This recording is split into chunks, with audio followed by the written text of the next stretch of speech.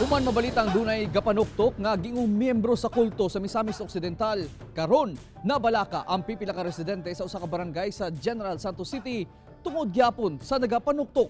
Anyang report ni Ethel Ipanag.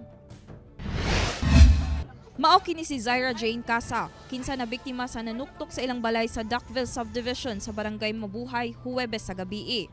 Samtang nagtan-aw kuno sila og TV, dunay nanuktok. Apan giignan kuno niya kinigyab-an og tubig ininit. Dihang nangatulog na kuno sila, mibalik kuno ang nanuktok. Apan giguba kuno niini ang bongbong sa ilang balay nga gama sa kalakat ug gibira ang iyang buhok. Baligi mo sa imong buhok day.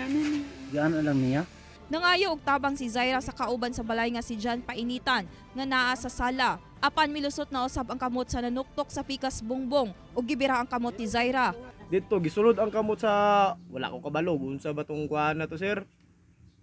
Kuan ba gibira iyang buhok. Pagbira siyang buhok, nakamata siya, pagmata disagit siya ba tabang. Dito ni dagan siya dira sa may salamin na banda. Pagkauman sir kay gibira lang po na iyang kuan sir, iyang kamot dira sir. Lagi bangag dira sa kilid gani. Sumala sa kapitan sa barangay nga nahitabo kuno ang pagpanuktok panahon sa kagabinon. Ila na lang kunong pakusgan ang pagpatrolya sa gabii. Mga kababayan ko, sa mga nakatira sa bawat puroks, magkanya-kanya po tayo ng secured sa ating mga pamamahay. Alam nyo naman, yung modus operandi ng mga magnanakaw, maraming style.